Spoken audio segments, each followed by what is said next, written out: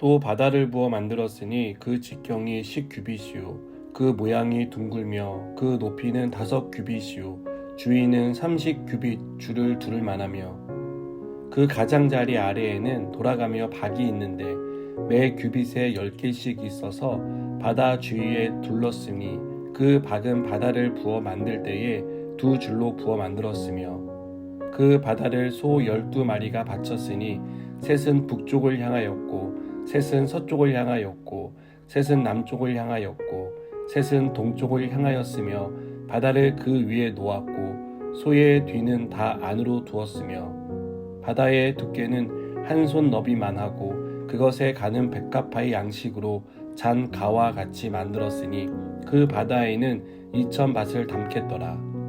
또 노스로 받침 수레열을 만들었으니 매 받침 수레의 길이가 4규빗이요 너비가 4규빗이요 높이가 3규빗이라. 그 받침 수레의 구조는 이러하니 사면 옆 가장자리 가운데에는 판이 있고 가장자리 가운데 판에는 사자와 소와 그룹들이 있고 또 가장자리 위에는 놓는 자리가 있고 사자와 소 아래에는 화 모양이 있으며 그 받침 수레에 각각 4놋 바퀴와 놋축이 있고 받침 수레 4발 밑에는 어깨 같은 것이 있으며 그 어깨 같은 것은 물두멍 아래쪽에 부어 만들었고 화환은 각각 그 옆에 있으며 그 받침 수레 위로 들이켜 높이가 1규빗 되게 내민 것이 있고 그 면은 직경 1규빗 반 되게 반원형으로 우묵하며 그 나머지 면에는 아로 새긴 것이 있으며 그 내민 판들은 네모지고 둥글지 아니하며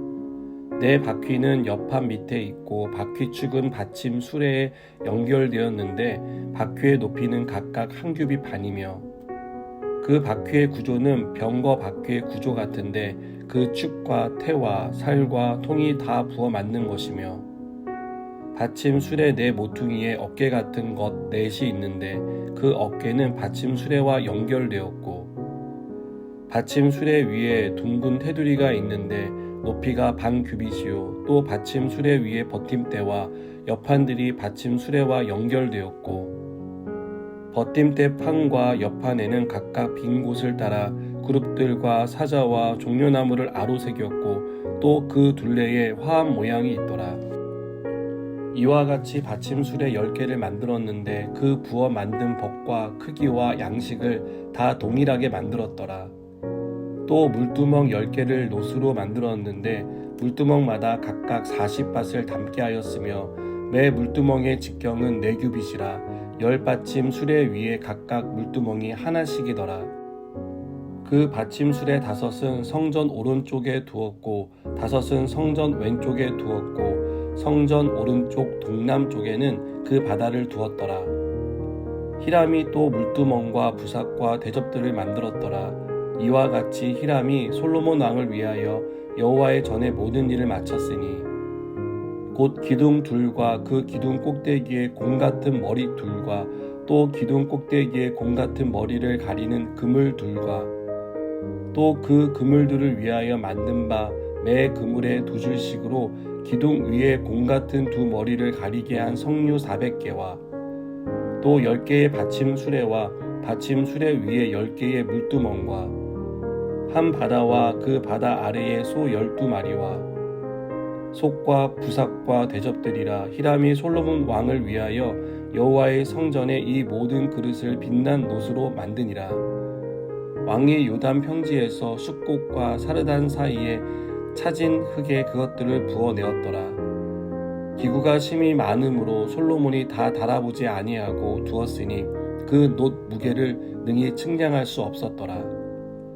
솔로몬이 또 여호와의 성전의 모든 기구를 만들었으니 곧 금당과 진설병의 금상과 내소 앞에 좌우로 5씩 둘 정금 등잔대며 또 금꽃과 등잔과 불집게며 또 정금 대접과 불집게와 주발과 숟가락과 불을 옮기는 그릇이며 또 내소 곧 지성소 문에 금돌저기와 성전 곧 외소 문에 금돌저기더라. 솔로몬 왕이 여호와의 성전을 위하여 만드는 모든 일을 마친지라. 이에 솔로몬이 그의 아버지 다윗이 드린 물건 곧 은과 금과 기구들을 가져다가 여호와의 성전 곳간에 두었더라. 아멘. 오늘 본문은 노기술자 히람이 만든 성전 기구에 대한 설명입니다. 먼저 히람은 노트로 바다를 만들었습니다. 23절에서 26절을 보면 바다의 크기와 모양에 대한 설명이 나옵니다. 노수로 만든 바다는 물을 담아두는 큰 독을 가리키는데요. 그 크기가 매우 컸습니다.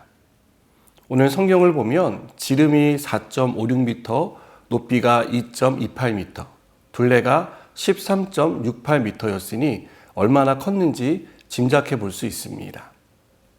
여기에는 제사장들이 제사를 드리기 전에 몸을 정결하게 하기 위한 물이 45,420리터가 담겨졌습니다. 놋바다는 크기만 큰 게 아니라 매우 정교한 기술을 사용해 꾸몄습니다. 가장자리에 돌아가며 박이 있었고 또 바닥을 받치는 소 12마리가 동서남북으로 각각 새겨져 있었습니다. 강한 바람이 불거나 부주의한 행동에도 넘어지지 않도록 단단히 고정했다는 것을 알 수 있습니다. 히람은 물두멍을 받치는 놋받침도 만들었습니다. 놋받침의 크기는 길이 1.8m, 폭 1.8m, 높이 1.4m로 컸습니다.